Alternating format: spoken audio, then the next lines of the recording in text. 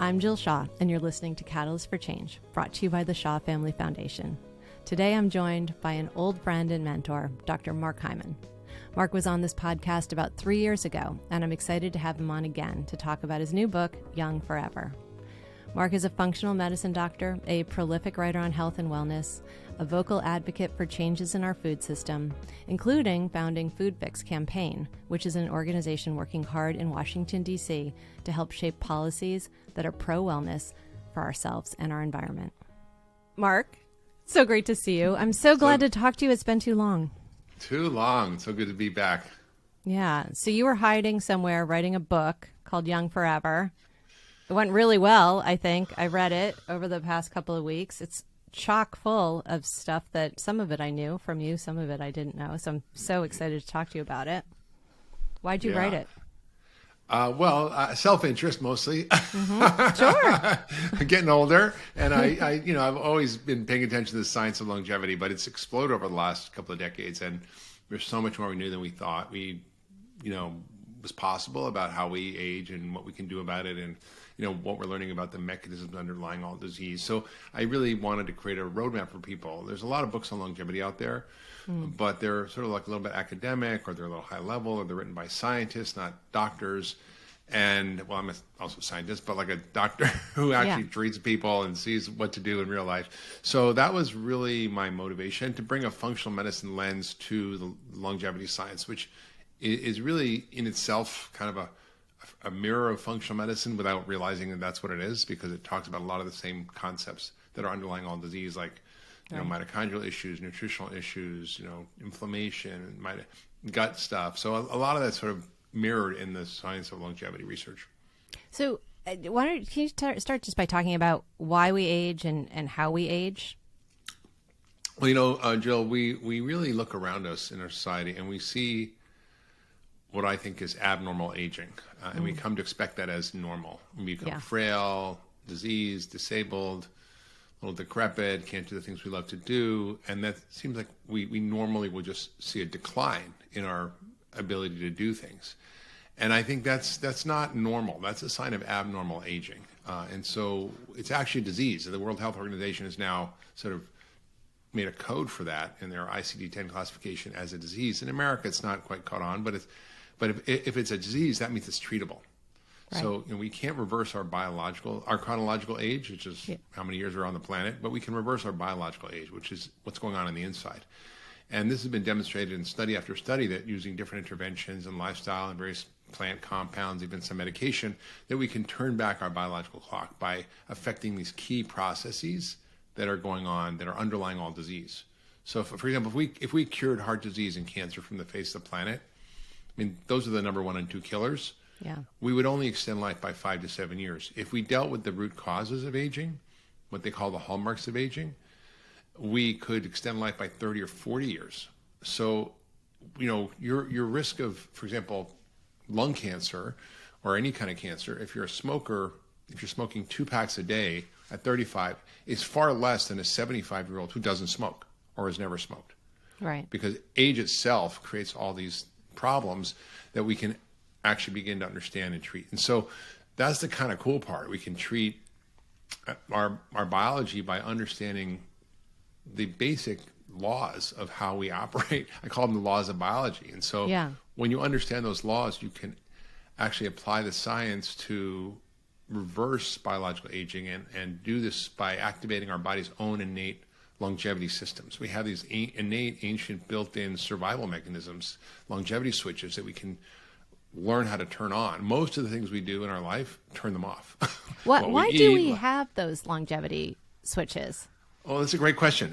So basically, we are designed to survive, right? That's how our bodies are designed. So when there's too little food, or the temperatures are too extreme, or when, we have different kinds of insults, our bodies are designed to kind of respond to that. So when you fast, for example, which is a stress, it activates your body's healing and repair regeneration system. So it turns on stem cells.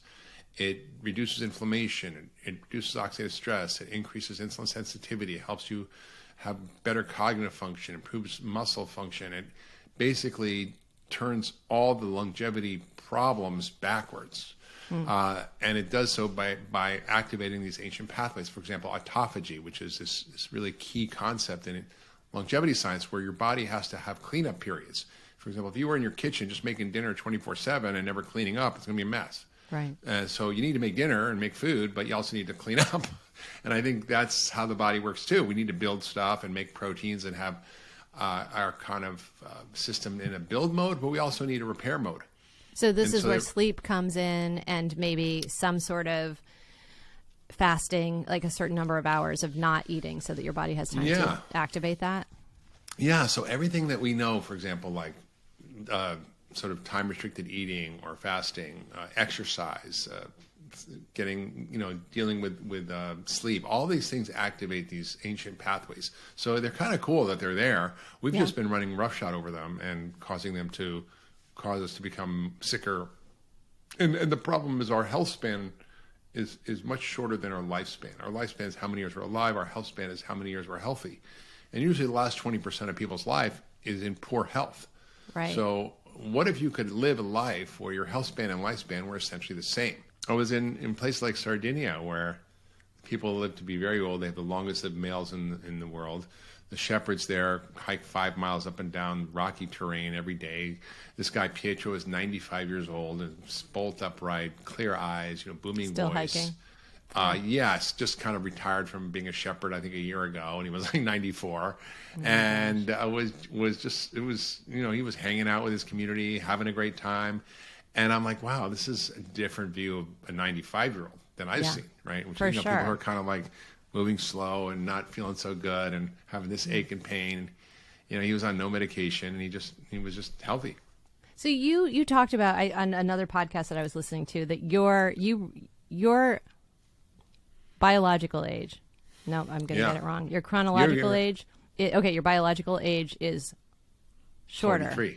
43. I'm 63, but I'm biologically 20 43. years less. Yeah, I'm probably the age biologically that I was chronologically when I met you. Oh my gosh! Yeah. Well, you seem the same, so that's proof. But how did you find that out? Well, there's an incredible new technology which we didn't have before. So, the question is, how do we know how we're aging? How do we measure any intervention? How do we know what works, what doesn't work? Yeah. How do we test hypotheses of how to treat aging as a disease? Well, the scientist Stephen Horvath came up with a model to measure biological age using epigenetics and measuring our epigenetic clock, our biological clock. And the epigenome is essentially the regulator of our genes. Our genes are fixed. There's 20,000 genes. We can't change them. We're born with them. I mean, maybe gene editing, allow us to do some genetic editing, but that's basically, you can't do that. But what is controlling, and think of it like your piano. You've got 88 keys on the piano, but it can play a lot of different kind of music, right? Rock, reggae, jazz, classical, whatever. And the regulator, the piano player, if you will, is your epigenome, which means epi means above. It sits above your genome. And it basically, essentially, is like little chemical tags marking which genes should be read or not read, which genes should be silenced or activated. And that controls everything in our body. And so we can actually change the epigenetic clock and turn it backwards. What causes it to go fast forward? Mm-hmm. Poor diet, sugar, too much starch, processed foods, lack of healthy foods, phytochemicals and right protein, all the things we need. Also, lack of exercise makes it go faster. Lack of sleep, too much stress, environmental toxins, changes in our microbiome. We call that the exposome. All the things that our genes are exposed to over the course of our life, whether it's what we're eating or what we're thinking, it's all speaking to our genes. And so the epigenetic clock is a way now to measure any kind of intervention through what we call DNA methylation testing. So methylation is just the way in which your epigenome is controlled through these chemical processes where you basically put a methyl group, which is a carbon and 3 hydrogens, on the gene to say, okay, this is like a bookmark in a page. Read this page. Don't read that page.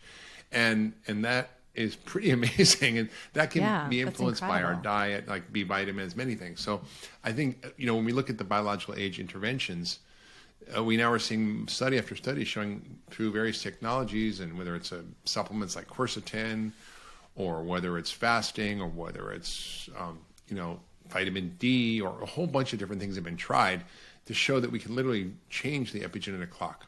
So I'm chronologically 63, but I'm biologically 43. I'm going to try to get to 25. We'll see how it goes. I'll keep you updated. I love it. Wait, so where do you get that test done?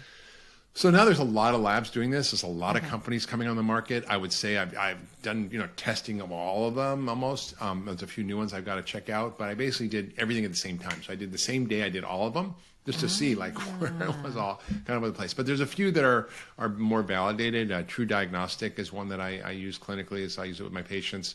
It's available online. You can actually order it yourself. That one requires a finger stick, but I don't think that's the best way to do it. I think it's too much blood that you need. So you probably should go to a blood draw and then put it in the tube and send it in, and it'll be a much better sample. Okay. Wow, that's amazing. All right, I want to talk about I read your book, as I said, and I did all the tests. Thank you, Joe. Thank you, Yeah. Joe. Well, I love your books. Your books are great, and they're easy to read. And I have put most of it into practice, so I was happy to say I went through your testing, all your tests. So you did a 40-degree cold bath this morning? No, I can't. You know what? All right, how long do you need to do the cold bath for? Because I can do it for about 15 seconds. Yeah. Well, I actually just did a podcast with a woman who's a PhD researcher from Denmark whose specialty is understanding the impact of cold immersion therapy on our biology from a scientific perspective. And it's fascinating. Is it most important, kind of important? It's very important. It's very important. Really? Hot and cold are like, if you do a sauna, you can extend. I got the hot down. Yeah. you can basically increase your lifespan, and it reduces mortality by over 40% if you do 4 saunas a week for 30 minutes, which is impressive. Wow. She basically said to do 10, 15 minutes of sauna with maybe a minute of cold. Now, if you do the sauna first, you're going to be hot. It's easier to get in the cold. The first 15 seconds is the hardest. You're like, this is intense. Yeah. And then you kind of get used to it. And if you use your breath to regulate your nervous system, you'll get an incredible set of things that start to happen. Your brown fat activates, which is your metabolism. It increases, it improves insulin sensitivity, helps you lose weight, but also increases your dopamine to help you stay focused, increases clarity and mood and energy. I mean, why is everybody on Ritalin or cocaine or eating sugar? It's all to increase dopamine. Well, you can do that with a cold plunge, a cookie or a cold plunge, and a cold plunge is a lot better for you. Yeah, and it probably lasts a lot longer. Yeah, it's quite amazing, actually. I found I was, swimming in Austin this week, and the water's 60 degrees or something, which isn't extremely cold. But I went for a little bit of a swim in there, and by the end, you feel that cold effect. Yeah. Okay. So I need to do it more. I'm gonna work on it. But why don't you listen to my podcast with her once it comes out? And then you could kind of decide. I'm going to. I keep dabbling in it, Mark, but I got to get better at it. Okay, these checklists though that are in your book. So one of the, I feel like I did fairly well on these. Yeah. I've been You're an practicing overachiever, Jill. That's fine. I am. I know. I was trying to get to 0 on all of them. I couldn't. But here's why I couldn't, Mark, because you have to put a score down if you have a family history of neurological diseses, heart diseases, cancer. I think also like depression, bipolar disorder, mental health disorders. So, just tell me why those things are so important to know. Right. And does it kind of just feed into, I'm imagining that if you follow sort of this routine, you can prevent a lot of that. Yeah, that's basically the idea. Likely. Okay. Right. I mean, the idea that, our genetics are not our destiny, right? Yeah. But our genes do influence our health. So we can change our gene expression, as I was mentioning, through this epigenetic process and through other mechanisms. We can change our gene expression. So, the example I always give is, the Pima Indians in Arizona were thin and healthy and fit. There was no obesity, no diabetes. They had very long lives, and they were really, incredibly healthy at 150 years ago, right? We show up, we feed them what I call the white menace, which is white flour, white sugar, and white fat, otherwise known as Crisco or trans fat. And within a very short time, they become the most obese population here in the world, second in the whole world to the Samoans. 80% of diabetes by the time they're 30, the life expectancy is 46, and many little kids have type 2 diabetes. So is it their genes or their environment? Their cousins in Mexico who live their traditional lifestyle, healthy, not fat, not overweight. So yes, you have predispositions, but you're not predestined. And so if you understand your predisposition, like for example, if you have a risk of Alzheimer's, there's a gene we can measure that looks at your risk of getting Alzheimer's, which if you have a double copy of this gene, like one from your mom, one from your dad, your risk of getting Alzheimer's is like 75%, which is high. But I've seen people, I had a patient once when I was at Canyon Ranch, and she was like in her 90s, and she was a dentist, and she had been a health nut her whole life, exercised, ate healthy, took her vitamins, like didn't drink, didn't smoke. It's just kind of, she was a dentist, and was mentally extremely sharp and still practicing dentistry in her 90s. Now, I'm not sure I don't want to go to a 90-year-old dentist, but yeah, right. she was amazing. And so she had this, super high risk gene, but she didn't end up with a condition because her health was optimized over her whole life. And that's the whole point here, is that we can really prevent. I mean, I, for example, have a really strong history of family heart disease in my family. Like my grandfather had it.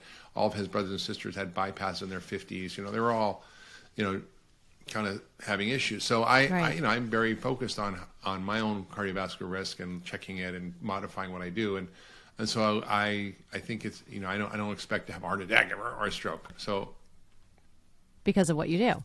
Yeah, exactly. But you're talking about, and I think it's really important that the longer you practice these things, the better effect you have, right, on your health overall. So I'm more likely to die like in a bike accident when I'm 105, or maybe skiing down the hill when I'm 100 and falling. Right, with a biological age of 46. Yeah.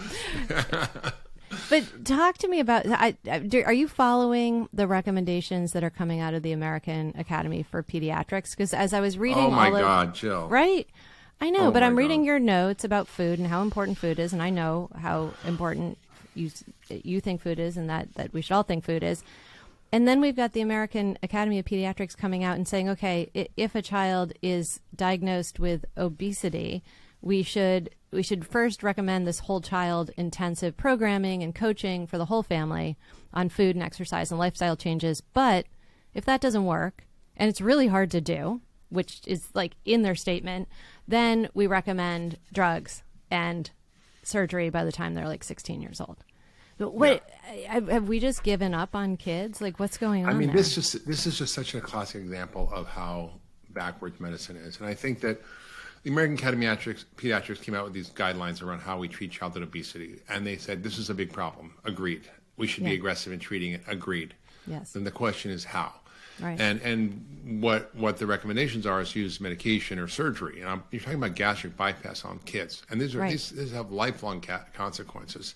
These kids are now some of these kids are getting fatty liver. They're getting liver transplants as teenagers. I mean, this is really quite concerning. Yeah. And I think, to me, when you look at and I wrote a lot about this in Food Fix. A lot of our professional associations are co-opted by the food industry and drug industry. And they're funded in part or, in large part by funds from these groups. And so for them to go, let's take drugs instead of going, wait, it's the food system. Right. It's crazy. Maybe we should be, it's like, and then one of the shocking things was this Harvard researcher saying obesity is genetic. And I'm like, well, explain to me how, and in the same basic sentence, they said, well, obesity has increased, fourfold in children in the last, 30 years. Well, how is that genetic? Right. It's like, it didn't even make sense from just a simple, logical, even non-scientific perspective, if anybody's listening. And I thought, this is, yes, there are genetic predispositions, and there are certain groups and populations that are more likely to be overweight if the conditions are bad.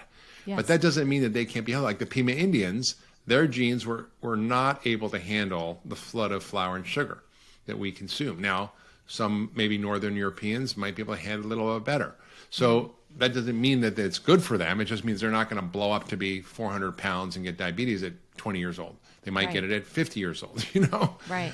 So this is just what struck me as I read through your book is, I went and looked up what, we're spending on healthcare today. This is just public money, right? We spend $4.3 trillion in 2021, right? So almost $13,000 per person in this country is spent on healthcare. So it's about 20% of the gross domestic product. Yeah. And I'm just thinking to myself, okay, what if we did a restart and we provided much better food to people everywhere across the country? What would we reduce that by, do you think? Let's say if people just followed what is recommended in here by 60 or 70%. Well, the problem is, you take that 13,000 number. Yeah. It's actually averaged out, right? Right. So right. You're not using that. I'm not using that. Right. Which means that some people are using a lot more. So if, right. if you look at, 50% of costs of Medicare, which is, like $1 trillion budget, yeah. is on 5% of the population. Well, right, because it's all the last 20 years, right? Like we can get ourselves, yes. we can fight against the machine until a certain extent, and then we have to go in there with lots of drugs, lots of surgery, lots of time in hospital, all of those other things. Right. So if you're just looking and targeting the high-risk people, the savings are insane. Like, for example, there was a study done by Geisinger where they took food insecure type 2 diabetics. They basically decided to give them food because Geisinger is a internally sort of contained system. It's an HMO basically where the payer and the provider are the same. So there's no conflict. Like they're incentivized to actually reduce costs and improve health outcomes, which most of healthcare is not, right? Yeah.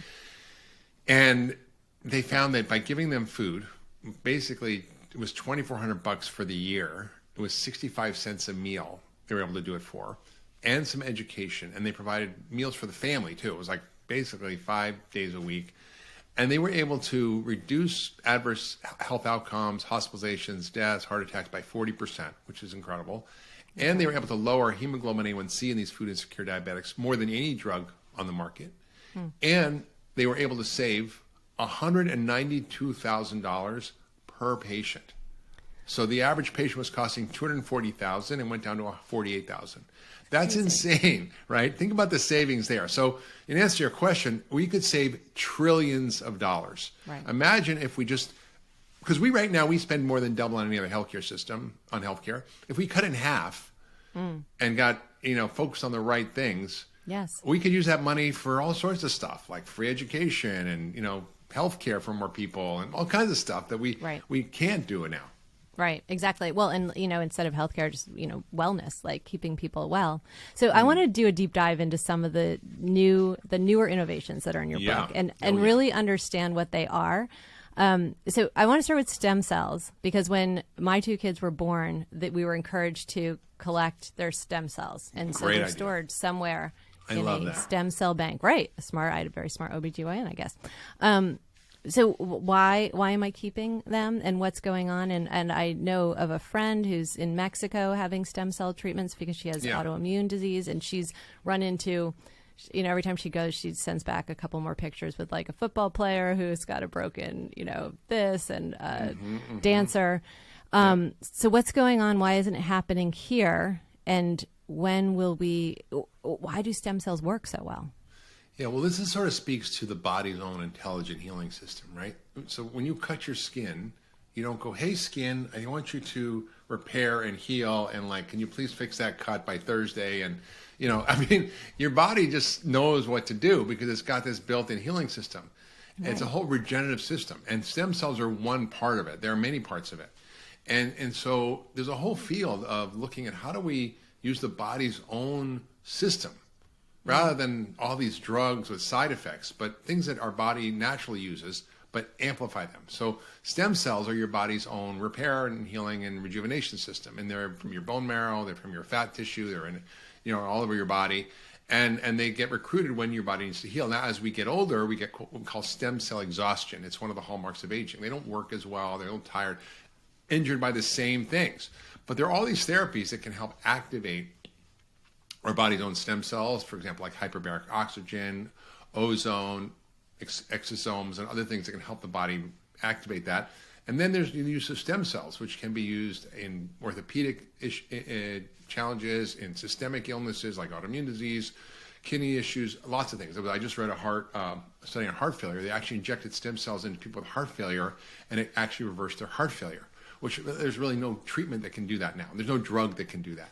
Except, and the reason is the stem cells get injected into a particular place, and the stem cells then are activated to regenerate as that function, right? Yes. I mean, they can actually, release all these healing and repair factors, right? So they can become new cells, but they can also actually just activate all the healing system. So there's really an incredible science around this. This country doesn't allow you to create expanded stem cells, meaning you have to use your own stem cells. You can't grow them in a lab. If you're 70, you got 70-year-old stem cells, right? You can't grow them and make them more, which sometimes you need more than just what you can get from your own tissue. So if you go out of the country, like Costa Rica or Panama or the Cayman Islands or other places where they're actually doing this and actually allowing you legally to expand your stem cell count and use your own stem cells. But there's also umbilical stem cells. There's also placental stem cells. There's also, which are kind of non-antigenic. And there are also exosomes, which are the derivatives of stem cells. So inside stem cells are these little packets of healing factors, and those are called exosomes. Like, think about and what do they do? They actually contain all these healing factors, like things that tell your body repair and renew and grow and fix everything. So you can actually grow those in a lab, and you can extract them, for example, from placental stem cells in huge quantities and then inject them into the body. I've had them used many times. I had COVID. I just had the worst cognitive problems after, brain fog, and depression, which I never have. Yeah. And I literally got some exosomes and injected them into my vein, and I was better the next day. I was like, wow. How do you get exosomes? So are there clinics that you can go to if you want to? Yes, in America, it's much easier to get exosomes. You can get expanded exosomes, and you can do it in my clinic in the Ultra Wellness Center. You can do it at other places around the country, and we get them from very reputable labs and sources that have been tested and purified and make sure there's no contaminants or infections or anything. So it's very safe to do, and I found it incredibly effective for both orthopedic issues as well as systemic issues. And what about peptides? And I know they're two different things, but talk a little bit about peptides and ozone therapy. Yeah, so in sort of these innovations around like stem cells, exosomes, peptides are, again, another part of the body's own communication, healing, and repair system. And peptides are small, little, tiny proteins that are made up of amino acids, but they're kind of mini proteins. Insulin's a peptide. Ozempic is a peptide. Okay, there's over 70. But Ozempic has risks. It does, right? It does, right? Yeah. It does. Okay, but it's used in very high doses. It's used in very high doses. So yes, so it's like what is the right dose, right? If you take anything, you could die of water. If you drink too much water, you dilute your blood, your sodium goes low, you get seizures, and you go into a coma and die. So is water bad? No, it's just what's the dose, right?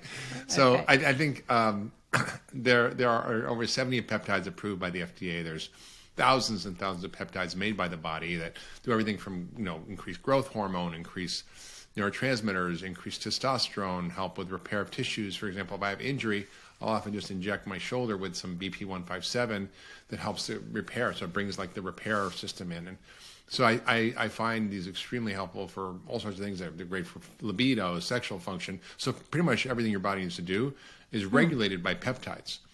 And these peptides you can take as treatments that are given that are working with your body in the way the body was designed, rather than a drug which is blocking or interfering with some pathway. Right. And those are available already in the U.S. Yeah, they're available. I mean, there's a lot of sort of mucky waters around regulation in this country, and so, but they're definitely being used. They're available. I think they're still kind of navigating how they're going to be regulated, but they are available, and then many practitioners are using them. Patients can get them, and And what about ozone? Yeah, ozone's another therapy. It's been around for a long time. Nikola Tesla invented the ozone generator back in his day. Not Elon Musk of Tesla, but the guy Mr. Tesla himself, who was an inventor. And essentially, it's O3. It's oxygen with an extra oxygen molecule, right? So it's 3 oxygens instead of 2, which is what O2 is oxygen. And it's a very volatile molecule. it's an oxidative therapy, and it's incredible germicide, but also can be given intravenously. And when it does, it creates a little stress response we call hormesis. So hormesis is what we were talking about before: cold therapy, fasting, exercise, all activate these ancient pathways of healing. And so ozone will be a little bit of a stress to the system, and then the body will rebound by making it stronger. It's like when you exercise, you tear your muscles, but they rebound by becoming stronger. You injure them, right? So this is kind of like a tiny little injury that then creates your immune system to work better, that it actually activates your stem cells to be produced. It improves your mitochondria, that reduces clotting, that reduces inflammation, increases your antioxidant systems. So I find it incredibly therapeutic, and I think it's a really significant potential longevity therapy, because one of the things that happens as we get older is inflammation. And so a lot of the things that are going on with aging are modulated by ozone therapy. That's so interesting. So, and then underlying your recommendations, so you went back to food and exercise, and I appreciated, you talked quite a bit in your book about mental health disorders and stress and how debilitating those can be, and how to seek help for them. Looking back on your career, have mental health disorders become more and more a piece of the I mean, it's we've just seen such a mental health crisis here and around the world. Increases in teen suicides and increases in just diseases of despair.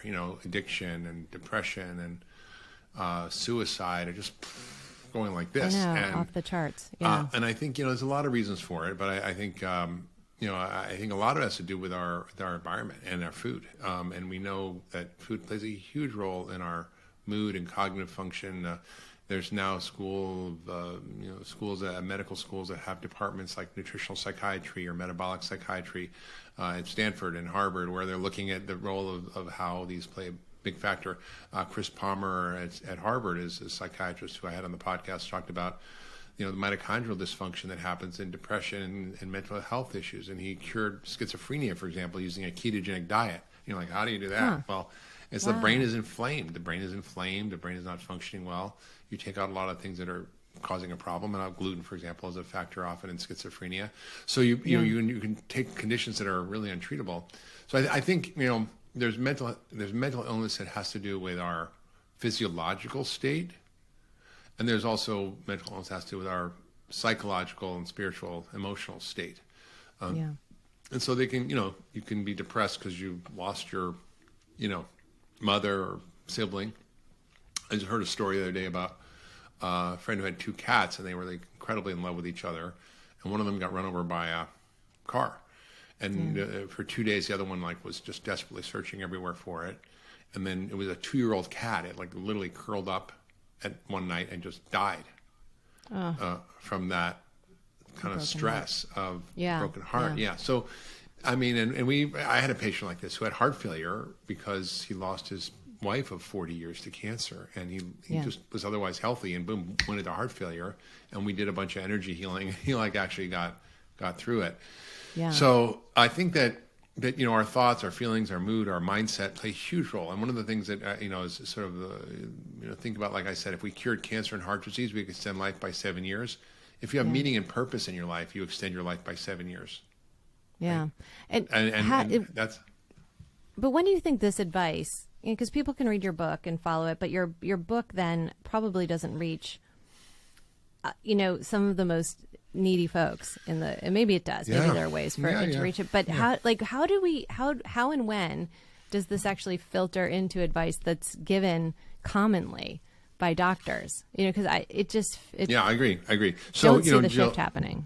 I agree. I mean, this is what I'm working on. As you know, Jill, I've got a nonprofit called the Food Fix Campaign, which is about educating lawmakers in Washington about the policy changes needed to fix our food system and deal with the causes of this. And we are advocating, for example, for medical education on nutrition. It's not something that's actually included in most medical school curriculums. Yeah, it's crazy. And if it is, it's really like my daughter had nutrition. She's in medical school, and it was like, okay, well, here's amino acids and here's fatty acids. And I'm like, well, that doesn't teach you what to do to treat illness, right? And so there's $17 billion, for example, in graduate medical education funding from the government, from the federal government, 2 medical schools and residencies, and there's no criteria for how those funds are used, for example. Or we could create licensing exams that include nutrition that would change medical school curricula, because sadly the curricula is designed for the test. So they want the kids to pass the test, and become a doctor. Well, that test had nutrition questions. We have to change it. I think there are really, big changes that need to happen on the policy front to change our food system. So food labeling, I just was on the phone with one of the biggest food companies in the world, and they're very interested in helping to sort of move things along and improve things. So I see change start to happening. We got, Nestle, for example, committed 70% of its agriculture supply chain to regenerative agriculture. They just announced 2 months ago they're eliminating all food marketing to children under 16. I mean, there's things that are starting to happen. It's huge. Yeah, it's huge. Yeah. Disney did that. They got rid of all the Disney characters and all the fast food restaurants, and they lost $200 million in ad revenue, but they actually had better overall brand and better overall profit over a while because they did the right thing. So I think there are things that are starting to happen that I'm really optimistic about. I'm working with the chairman of the health subcommittee of the Ways and Means Committee, which is a committee in Congress that drives a lot of financial dispersions, and he's in charge of Medicare, for example, which is $1 trillion budget. He's like, I just have $1 trillion budget. I'm like, oh, okay. I like you can imagine that amount of money, and they're actually seriously thinking about how do we move the needle in the right direction. So I'm cautiously optimistic, but I think things are changing. The winds are changing. There's rising awareness. I'm seeing big movements to do the right thing, but it's not as fast as we need it to happen. And I think some things are just ridiculously absent from the dialogue. For example, how food plays a role in chronic illness is something most people aren't even talking about, and then particularly in COVID, an acute illness, food played a huge role. I mean, there was data that showed that 63% of cases and hospitalizations, hospitalizations and deaths could have been prevented by better diet. We were 4% of the world's population, but 16% of the cases and deaths. Why? Not because we don't have a good healthcare system, we have the best, but because we're so sick and overweight, and our health is so bad that when the virus hits us, we can't handle it.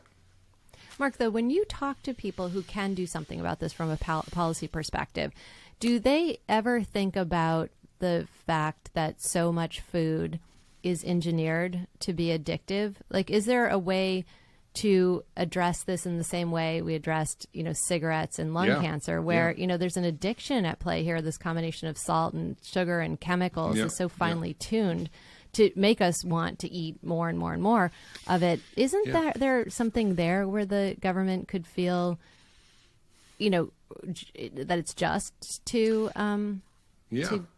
regulate it in some way? Well, there is a 1958 law in the books that basically prohibits selling or use of foods that are harmful to health, and a lot of this was used around food safety stuff or health, but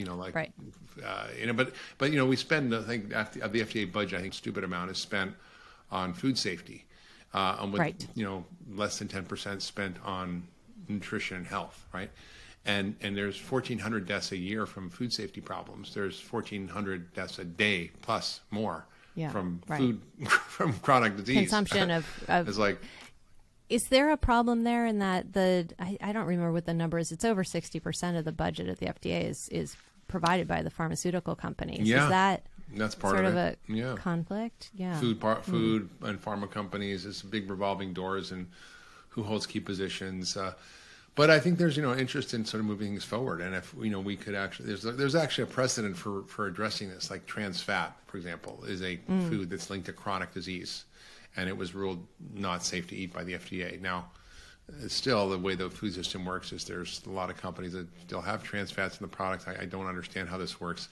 I think there's some loophole or something, but or there's no regulators monitoring or something, because you go to the grocery store and you just look at the labels and there's still a lot of products that have trans fats in them. And they should. And this was 8 years ago that the government said it's not safe to eat. It's over. Yeah. That's interesting. I didn't realize that. See, I'm such a rule follower. When I heard that, I was like, okay, good. Everyone's got it off the books now. No, that makes sense. Let's talk a little bit about exercise. What I was thinking about, you talk about weight training is important as well as cardiovascular training. But it made me wonder, I sit next to most days an Ironman, and so I'm wondering, Tai Chi and Qigong or yoga versus Ironman training, like what is it? It just depends on who you are and what drives you, or what's the scoop there? I think, the dose and the amount of exercise required to have significant benefits is so low. Like going from zero, doing nothing, to walking 20 to 30 minutes a day, you see a huge increase in health and a decrease in mortality. Obviously, if you do more, you see more benefit. But there's a level at which it plateaus. If you go from 30 minutes of vigorous activity, 3 or 4 times a week, you get a dramatically higher level. And then from there to a marathon runner, it's kind of not, right? Yeah. So there's only I incremental. thought it was interesting, Mark, that I took my first Qigong Tai Chi class about a week ago. I had no idea that, it's a martial art that's focused on strength building, right? But you just do it at this terribly slow pace because you're trying to perfect all the movement, but it actually does build muscle. And so is that sort of exercise have the same effect as going for a 45 No, they're all run? different. So there's cardiovascular conditioning. That's where you get your heart rate up and push yourself a little bit. There's resistance training. There's flexibility.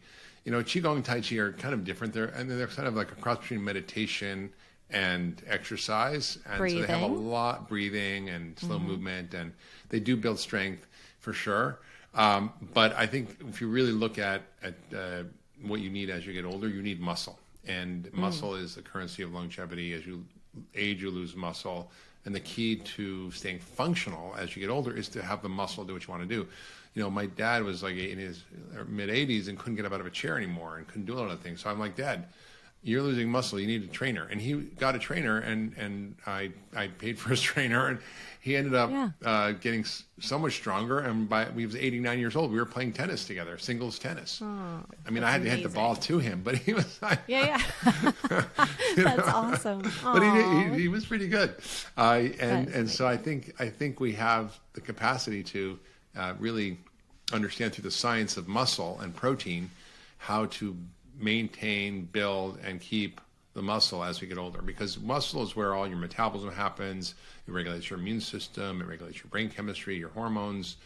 It's so important at so many levels. It's not just like a bunch of things moving around your bones. It's actually a very incredibly powerful metabolic organ. If you lose muscle, you lose mitochondria, you lose fitness, you lose function, you get more inflammation, you lower growth hormone, you increase cortisol, you increase your risk of diabetes, your cholesterol gets worse, your mood gets worse. I mean, it's just the whole thing is just all so tied into the amount and the health of your muscle and the function of your muscle. And so keeping muscle is key. So I started doing resistance band training. You can do body weight exercises. You can do weights. There's a lot of things out there to do stuff, but it doesn't have to cost a lot or be expensive. I use, bands. I carry them with me everywhere, and they're easy to use. And I have, dozens of different routines I can do. And it's incredible how my body's changed even just in a few years of doing this.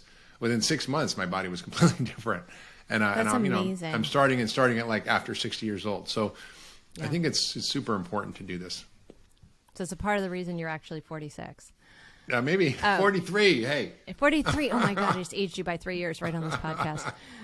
All right, wait. No, I have to let you go soon. So can you talk to us about just how there's only so many hours in a day, and we know how important sleep is. So how do you approach your day? Like, what's Mark Hyman's day?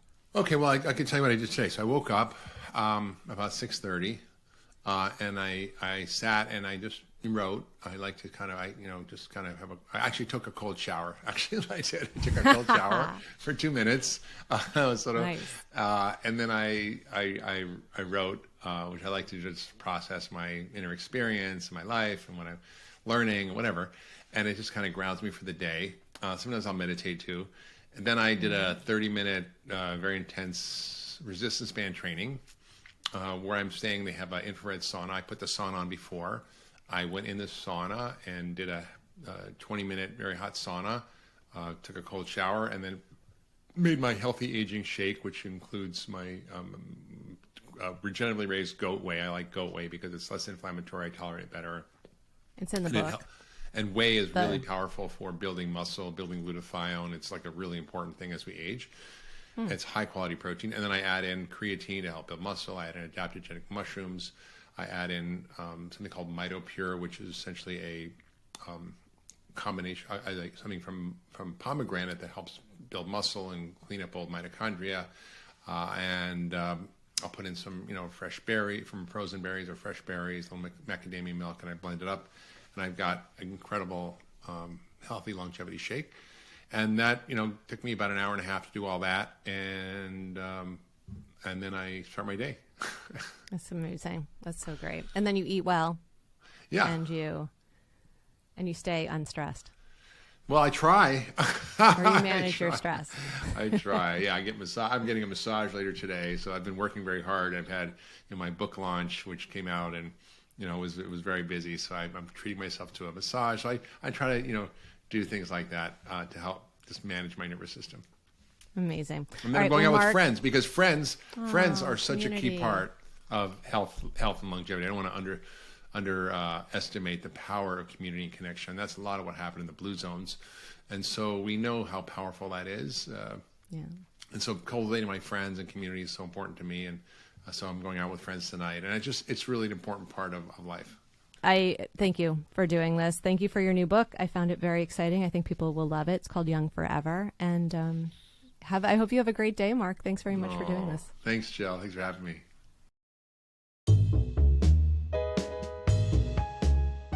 Thank you for listening to my conversation with Dr. Mark Hyman. I hope that you enjoyed today's podcast. And if you did, please rate, review, like, and share it with your friends. Have a great day.